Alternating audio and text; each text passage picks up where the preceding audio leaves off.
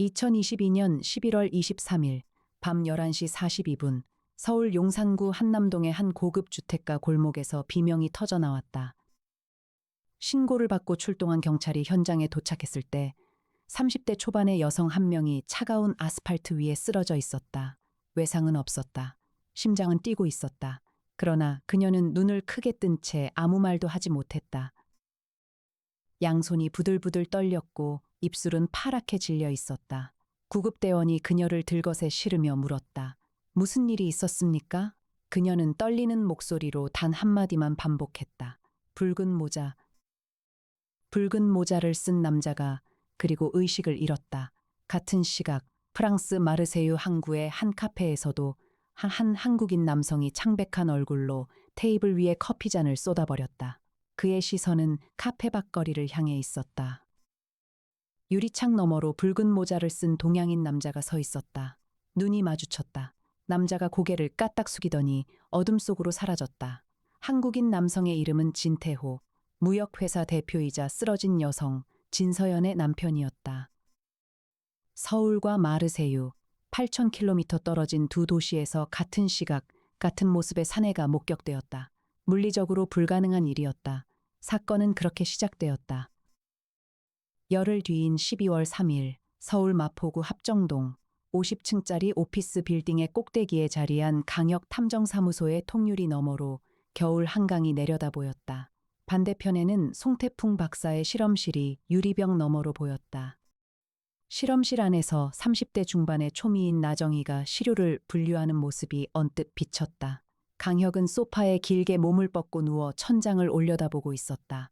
185cm의 다부진 체격, 검게 그을린 얼굴에 짧게 깎은 머리.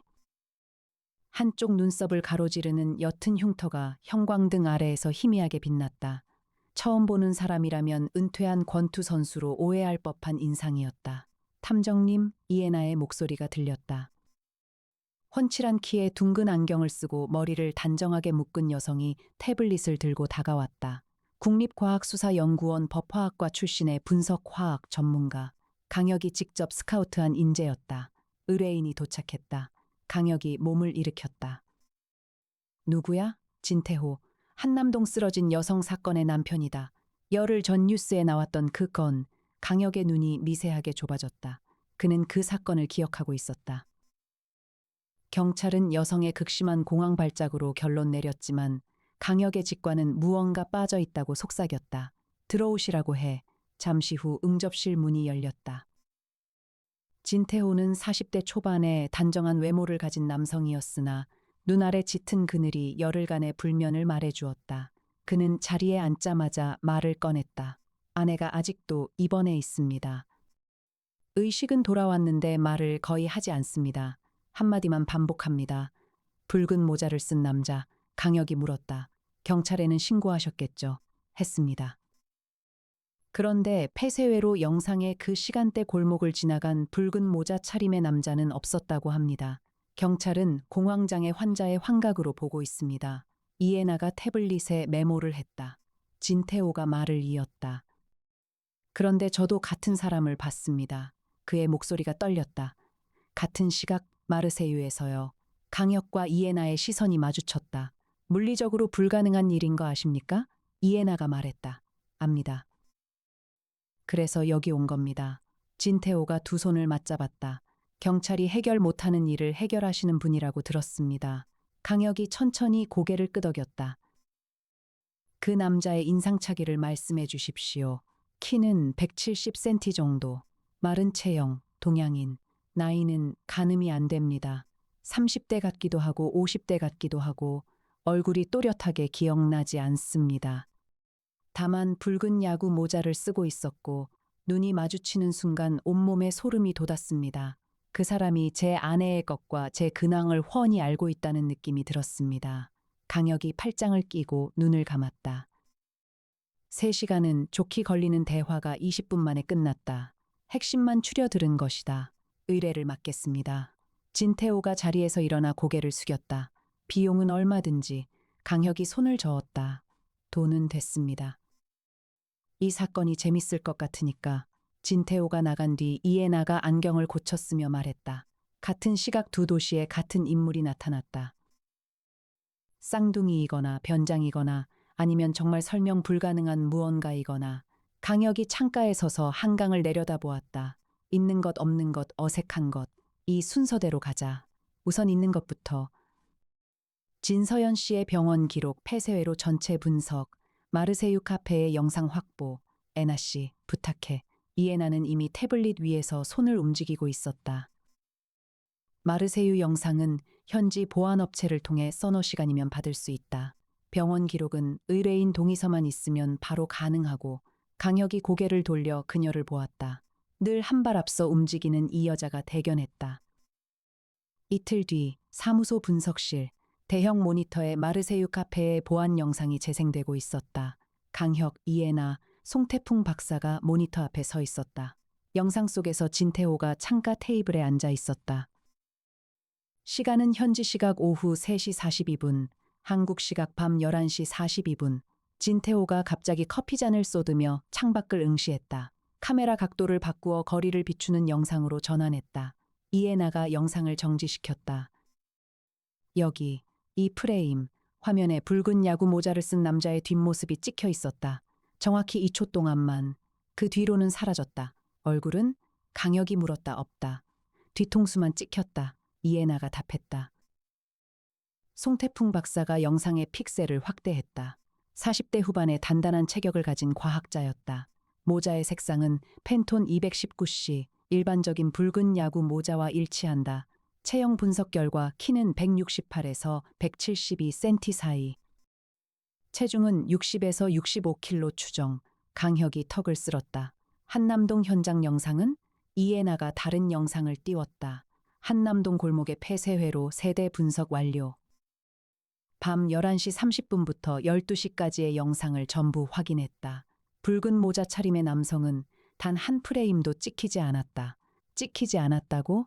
강혁의 눈이 좁아졌다. 골목 진입로는 두 곳뿐이다. 양쪽 모두 카메라가 있다. 진서연 씨가 쓰러진 위치는 두 카메라 사이의 사각지대가 아니라 오히려 한 대의 카메라가 정면으로 비추는 곳이다. 그런데 그 시간대 영상에는 진서연 씨 혼자만 걸어가다가 갑자기 비명을 지르며 쓰러지는 모습만 찍혀 있다. 강혁이 소파에 몸을 기댔다. 없는 것. 서울에서는 영상에 남자가 없다. 있는 것. 마르세유에서는 뒷모습이 2초간 찍혔다. 어색한 것은? 이애나가 물었다. 강혁이 일어섰다. 진서연 씨를 직접 만나봐야겠어. 서울 강남의 한 종합병원 5층 특실. 진서연은 침대에 반쯤 몸을 일으킨 채 창밖을 바라보고 있었다. 32세의 여성은 열흘 전에 비해 많이 야위어 있었다. 강혁과 이애나가 병실에 들어섰다. 진태호가 먼저 소개를 했다. 여보, 이분이 강혁 탐정이야? 내가 말한. 진서연이 고개를 돌렸다. 눈동자가 초점 없이 흔들리다가 강혁의 얼굴에 멈추었다. 강혁이 부드러운 목소리로 말했다. 진서연 씨, 힘드시겠지만 그날 밤 일을 말씀해 주시면 감사하겠습니다. 진서연이 천천히 입을 열었다. 밤 11시쯤이었어요. 집 근처 편의점에 다녀오는 길이었어요. 골목에 들어섰는데 앞에 사람이 서 있었어요. 붉은 모자를 쓴. 네, 처음엔 그냥 지나가는 사람인 줄 알았어요. 그런데 그 사람이 제 쪽을 보더니 말을 걸었어요. 뭐라고요? 진서연의 손이 떨렸다. 남편분은 별일 없으시죠? 라고요. 강혁의 등줄기에 찬 기운이 흘렀다. 100년 전 도쿄의 한 역에서 한 여성에게 다가간 붉은 모자의 사내가 똑같은 질문을 던졌다는 이야기를 그는 어디선가 읽은 적이 있었다. 아쿠타가와 류노스케의 단편. 그러나 지금은 2022년 서울이었다. 그래서 뭐라고 대답하셨습니까? 저도 모르게 대답해버렸어요. 출장 중이에요. 요즘 연락이 뜸해요. 라고. 왜 모르는 사람한테 그런 말을 했는지 모르겠어요. 그냥 자연스러웠어요. 마치 오래 알던 사람처럼. 이애나가 메모를 했다. 진서연이 말을 이었다. 그러자 그 남자가 말했어요. 제가 남편분 상태를 알아보고 올게요. 라고. 그리고 몸을 돌리더니 골목 끝으로 걸어갔어요. 저는 그때서야 이상하다는 걸 느꼈어요. 소름이 쫙 돋았어요. 비명을 질렀고 그 다음은 기억이 안 나요. 강혁이 물었다. 그 남자의 얼굴을 기억하십니까? 진서연이 이마를 짚었다. 그게 분명히 봤는데 떠올릴 수가 없어요. 붉은 모자는 또렷한데 얼굴이 안개처럼 흐려요. 다만 눈썹 부근이요. 왠지 익숙했어요. 누군가를 닮은 것 같은데 누구인지 모르겠어요. 강혁과 이해나가 병실을 나왔다. 복도에서 이해나가 말했다. 탐정님, 이거 아쿠타가와의 묘한 이야기 구조 그대로 아닌가요? 강혁이 걸음을 멈추었다. 알고 있었어? 대학교 때 일문학 수업에서 읽었다. 붉은 모자의 짐꾼이 해군 장교의 아내에게 나타나서 남편의 안부를 묻고 나중에 남편도 마르세유에서 같은 인물을 만난다는, 그리고 마지막에 반전이 있지? 이에나가 안경 너머로 강혁을 보았다. 그 소설에서의 반전은 화자인 나가 사실은 그 여자와 미래를 시도했다는 거였다. 붉은 모자의 사내가 불륜을 막은 셈이었고 강혁이 엘리베이터 버튼을 눌렀다. 누군가가 이 소설의 플롯을 현실에서 재현하고 있는 거야. 문제는 왜, 누가? 사무소로 돌아온 강혁은 화이트보드 앞에 섰다. 이해나, 송태풍, 나정이가 둘러앉았다. 정리하자. 강혁이 마커를 들었다. 하나, 진서연 씨 앞에 붉은 모자의 남자가 나타났다. 폐쇄 회로에는 찍히지 않았다. 같은 시각 마르세유에서 진태호 씨도 같은 인물을 목격했다. 이쪽은 뒷모습이 2초간 찍혔다. 셋, 두 사람 모두 얼굴을 기억하지 못한다. 넷, 진서연 씨는 그 남자의 눈썹 부근이 누군가를 닮았다고 느꼈다. 나정이가 손을 들었다. 혹시 진서연 씨의 주변 인물 중에 그녀에게 접근하려는 남성이 있을 가능성은요? 강혁이 고개를 끄덕였다. 바로 그거야. 소설에서의 핵심은 불륜을 시도하는 제3자의 존재였지. 진서연 씨 주변을 파야 해. 이에나가 태블릿을 열었다. 진태호 씨 부부의 교우 관계 조사를 시작하겠다. 이틀간의 조사 끝에 한 이름이 떠올랐다. 윤정우. 38세. 진태호의 대학 동기이자 사업 파트너. 진태호가 해외 출장을 자주 다니는 동안 진서연과 가까워진 정황이 포착되었다. 이에나가 보고했다. 진서연 씨의 휴대전화 통화 기록을 의뢰인 동의하에 분석했다. 윤정우와의 통화 빈도가 지난 석 달 사이 급격히 증가했다. 문자 메시지에는 직접적인 내용은 없지만 만남의 약속으로 보이는 내용이 두 차례 있었다. 그런데 두 번 모두 진서연 씨가 직전에 취소했다. 강혁의 눈이 번뜩였다. 두 번 모두? 그렇다. 첫 번째는 사건 2주 전인 11월 9일. 두 번째는 사건 당일인 11월 23일. 사건 당일에 편의점에 간 게 아니라 윤정우를 만나러 간 거였어? 이에나가 고개를 끄덕였다. 편의점 폐쇄회로를 확인했다. 그날 밤 진서연 씨는 편의점에 들어간 적이 없다. 강혁이 화이트보드에 윤정우의 이름을 적었다. 소설의 구조대로라면 붉은 모자의 사내는 이 불륜을 막으려는 존재야. 문제는 그게 사람인가 아닌가. 송태풍 박사가 입을 열었다. 과학적으로 접근하죠. 서울 영상에 찍히지 않았다는 건 두 가지 가능성이에요. 실제로 그곳에 아무도 없었거나 아니면 영상이 조작되었거나. 강혁이 손가락을 튕겼다. 송 박사, 영상 원본의 메타데이터 분석을 부탁해. 송태풍이 실험실로 들어갔다. 나정이가 따라가며 시료 파일을 꺼냈다. 다음 날 강혁은 윤정우를 만났다. 강남의 한 호텔 로비에서였다. 윤정우는 단정한 양복에 부드러운 미소를 가진 남자였다. 그러나 강혁은 형사 시절의 감각으로 그 미소 뒤의 경계심을 읽었다. 진태호 씨의 부탁으로 왔습니다. 강혁이 말했다. 태호가? 무슨 일로? 서연 씨 건으로. 붉은 모자를 쓴 남자에 대해 혹시 아시는 게 있는지. 윤정우의 표정이 미세하게 굳었다. 뉴스에서 봤죠. 공황장애라고 하던데 안 됐더군요. 강혁은 의자에 깊이 앉아 윤정우를 바라보았다. 16년간 강력계에서 다져진 눈이었다. 윤정우 씨, 진서연 씨와의 관계에 대해 솔직하게 말씀해 주시면 좋겠습니다. 윤정우의 눈동자가 흔들렸다. 무슨 말씀이? 사건 당일 밤 11시에 서연 씨와 만나기로 하셨죠. 한남동 근처 어딘가에서. 윤정우가 입술을 깨물었다. 잠시 침묵이 흘렀다. 맞습니다. 그가 인정했다. 하지만 서연 씨가 오지 않았어요. 그전에도 한 번 약속을 잡았다가 취소했고 전 그날 밤 약속 장소에서 30분을 기다리다가 그냥 돌아갔습니다. 약속 장소가 어디였습니까? 한남동 이면도로의 한 와인바. 강혁이 메모를 했다. 그날 밤 혹시 이상한 사람을 보지 않으셨습니까? 붉은 모자를 쓴 윤정우의 얼굴이 창백해졌다. 어떻게 아셨죠? 강혁이 몸을 앞으로 숙였다. 봤습니까? 네. 윤정우의 목소리가 떨렸다. 와인바 앞에서 서연 씨를 기다리는데 맞은편 골목에 붉은 모자를 쓴 남자가 서 있었어요. 저를 보고 있었어요. 한 5초쯤. 그러더니 고개를 천천히 가로저었어요. 안 된다는 듯이. 그리고 사라졌어요. 얼굴은요?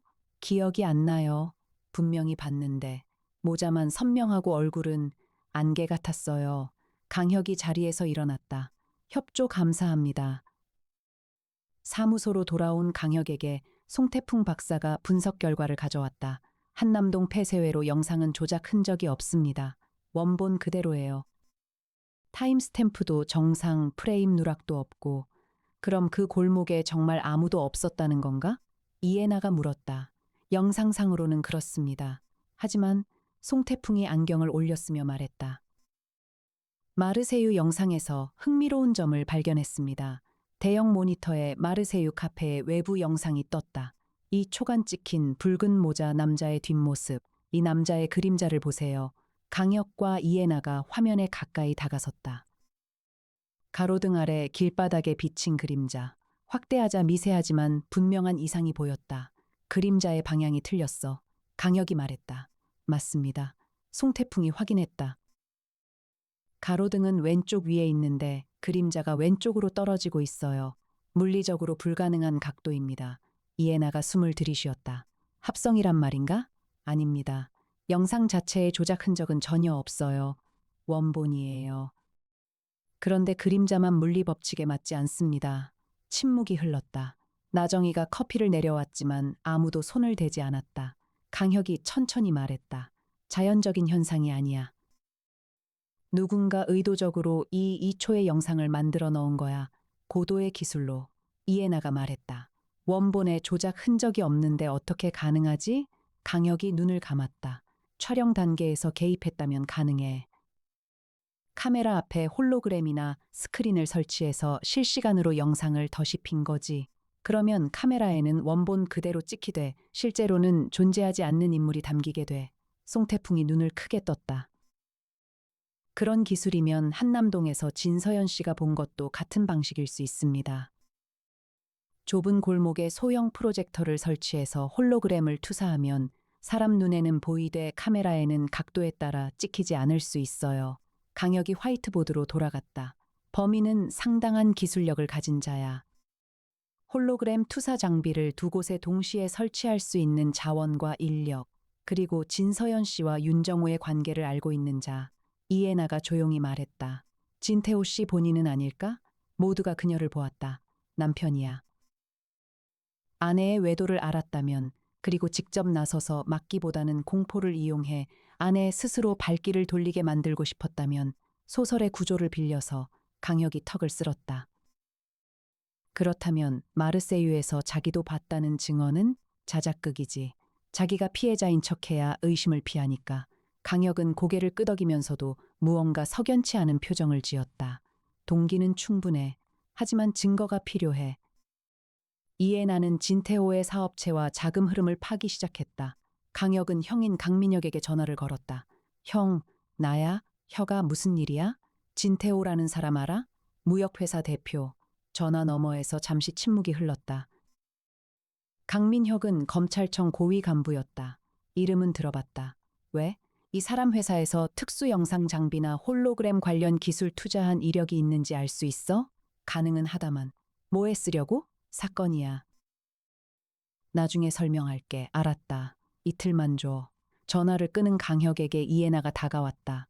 그녀의 표정이 묘했다. 탐정님, 이상한 게 있다. 뭐야? 진서연 씨의 과거 진료 기록을 좀 더 파봤다. 사건 이전 석 달 동안 그녀가 신경안정제를 처방받았던 병원이 있는데 그 병원의 담당 의사가 윤정우의 형이다. 강혁의 눈이 좁아졌다. 윤정우의 형, 윤정민. 정신건강의학과 전문의. 진서연 씨는 그를 통해 남편의 잦은 부재로 인한 우울감을 상담받았고 그 과정에서 윤정우를 소개받았다. 엮여 있군. 더 있다. 이해나가 태블릿을 보여주었다. 윤정민 의사의 처방 기록을 보면 진서연 씨에게 처방된 신경안정제 중 하나가 암시에 취약해지는 부작용이 있는 약물이다. 고용량 복용 시 환각을 유발할 수도 있고 강혁이 자리에서 벌떡 일어났다. 잠깐. 그러면 진서연 씨가 본 건 실제 홀로그램이 아니라 약물에 의한 환각일 수도 있어? 두 가지가 결합되었을 가능성도 있다. 약물로 암시 상태를 만들어 놓고 최소한의 시각적 자극만 주면 뇌가 나머지를 완성하니까 강혁이 주먹을 쥐었다. 그렇다면 이건 단순한 부부 문제가 아니야. 누군가가 의도적으로 진서연 씨의 정신을 조작하고 있었다는 거야. 이틀 뒤 강민혁의 연락이 왔다. 혀가 진테오 회사 건 확인했다. 진테오 무역에서 2021년에 홀로그램 스타트업에 30억 투자한 이력이 있다. 회사 이름은 미래시각기술. 대표가 박준영이라는 사람인데 여기서 재밌는 게 나온다. 뭔데? 박준영이 윤정우 어머니의 조카야. 사촌 형제 관계라는 거지. 강혁의 눈이 번쩍 빛났다. 윤정우, 윤정민, 박준형. 다 연결돼 있어. 그것만이 아니다. 강민혁이 목소리를 낮추었다. 진테오 무역의 지분 구조를 봤는데 윤정우가 20% 지분을 갖고 있어.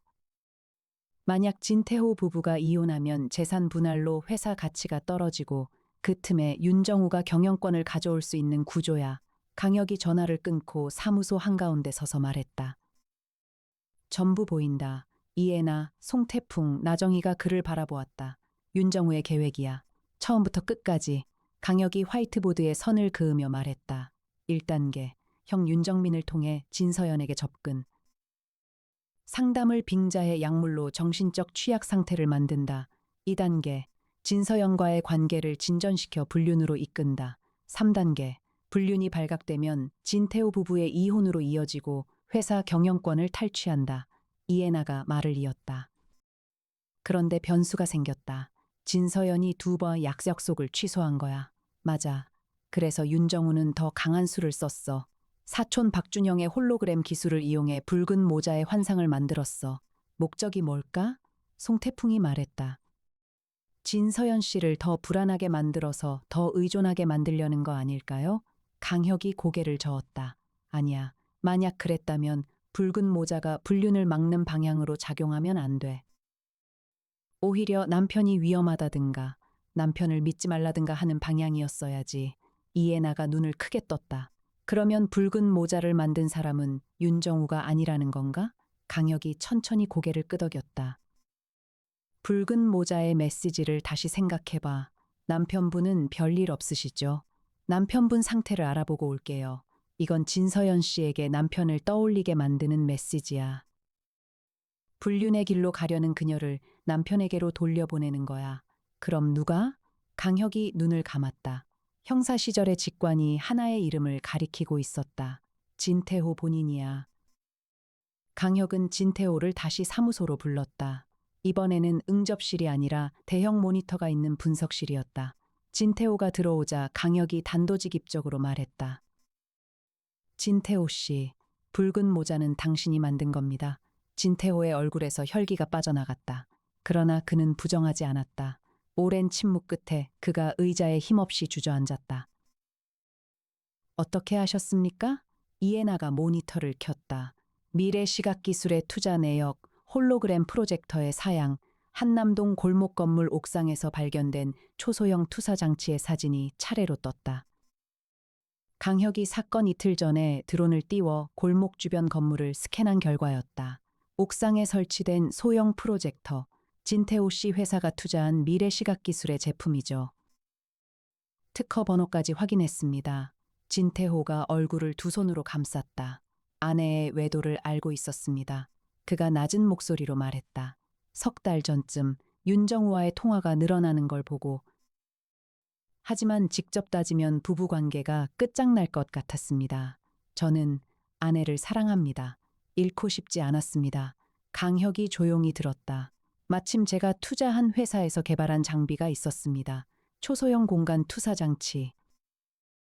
좁은 공간에서 실물과 구분이 어려운 입체 영상을 만들 수 있는 저는 묘한 이야기라는 소설을 어렸을 때 읽었습니다. 아버지가 좋아하던 아쿠타가와 단편집에 있던 그래서 소설의 구조를 빌렸다. 네. 아내에게 직접 말할 수 없는 것을 붉은 모자를 통해 전하려 했습니다. 남편이 당신을 생각하고 있다고, 돌아오라고, 폐쇄회로에 찍히지 않게 투사 각도를 조절했습니다. 마르세유 영상은? 이에나가 물었다. 박준영에게 부탁했습니다. 마르세유 카페 밖에 같은 장치를 설치해서 제가 카페에 앉아 있을 때 이 초간 영상을 투사하도록. 나중에 누군가 조사할 때 마르세유에서도 목격된 것으로 보이게 해서 제가 용의 대상에서 빠지도록 강혁이 팔짱을 꼈다. 계획은 완벽했습니다. 하지만 한 가지 계산 못한 게 있었죠. 서연이가 쓰러질 줄 몰랐습니다. 진태호의 눈에 눈물이 차올랐다.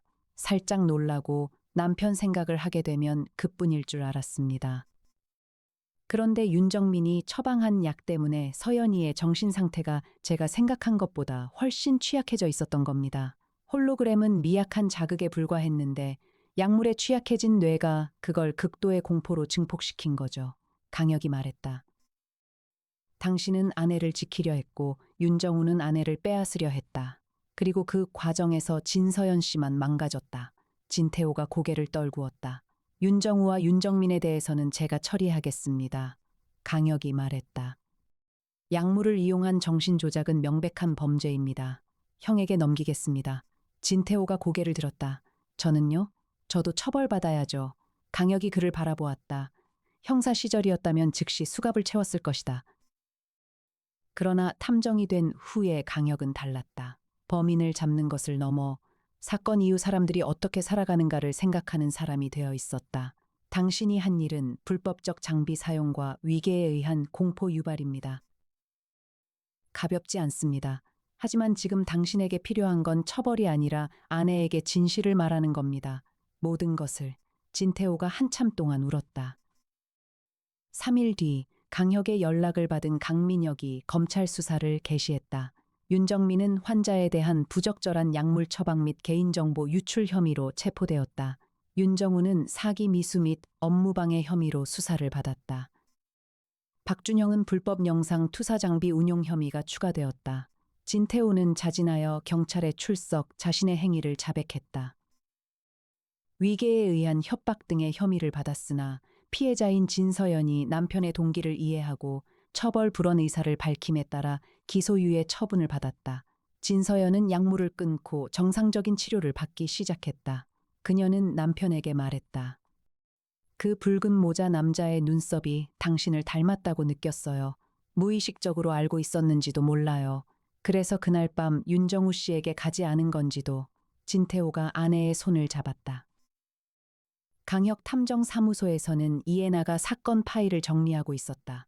탐정님, 이에나가 안경 너머로 강혁을 보았다. 이번 사건은 결국 뭐였을까? 사랑이었을까? 집착이었을까? 강혁이 창가에 서서 겨울 한강을 내려다보았다. 둘 다였겠지. 사랑과 집착은 같은 뿌리에서 나오니까. 다만 방법이 틀렸어. 사랑한다면 말을 해야 해. 붉은 모자를 만들 게 아니라 이에나가 미소를 지었다. 탐정님도 말 못하는 게 있으면서 라는 생각이 스쳤지만 입 밖으로 꺼내지는 않았다. 강혁이 돌아보며 말했다. 애나 씨, 오늘 저녁은 뭐 먹을까? 탐정님이 사주시는 건가요? 당연하지. 이에나는 태블릿을 덮으며 일어섰다. 그럼 합정동 새로 생긴 이탈리안 집으로 가요. 제가 예약해 놓겠습니다. 강혁이 피식 웃었다. 늘 한 발 앞서는 여자. 밖에는 첫눈이 내리기 시작했다. 50층 유리창 너머로 하얀 눈발이 서울의 밤을 덮어가고 있었다. 붉은 모자의 사내는 더 이상 어디에도 나타나지 않았다. 그것은 사랑의 그림자였고 그 그림자는 진실 앞에서 녹아 사라졌다. 강혁 탐정 사무소에 불이 꺼졌다. 사건은 종결되었다. 한 달 뒤 2022년 마지막 날 진태호와 진서연 부부는 제주도에서 새해를 맞이하고 있었다. 바다가 보이는 펜션의 테라스에서 두 사람은 나란히 앉아 수평선을 바라보았다. 있잖아. 진서연이 말했다. 나 사실은 그 붉은 모자 남자가 나타났을 때 무섭기도 했지만 안심이 됐어. 당신 안부를 물어봐줘서. 내가 당신 생각을 안 하고 있을 때 누군가가 대신 당신을 걱정해주는 것 같아서. 진태호가 아내의 어깨를 감쌌다. 미안해. 앞으로는 내가 직접 말할게. 보고 싶다고, 사랑한다고, 약속해, 약속. 수평선 위로 마지막 햇살이 붉게 물들었다. 붉은 모자는 아니었다. 그것은 그저 아름다운 노을이었다. 같은 시각 합정동 사무소에서는 강혁과 이해나가 나란히 옥상 헬리포트에 서서 불꽃놀이를 기다리고 있었다. 탐정님, 올해 마지막으로 하고 싶은 말 있어요? 강혁이 그녀를 보았다. 겨울바람에 머리카락이 흩날렸다. 둥근 안경 너머의 눈이 반짝였다. 애나 씨, 내년에도 잘 부탁해. 이해나가 웃었다. 그 말 매년 하시잖아요. 매년 진심이니까. 이해나는 고개를 돌려 하늘을 올려다보았다.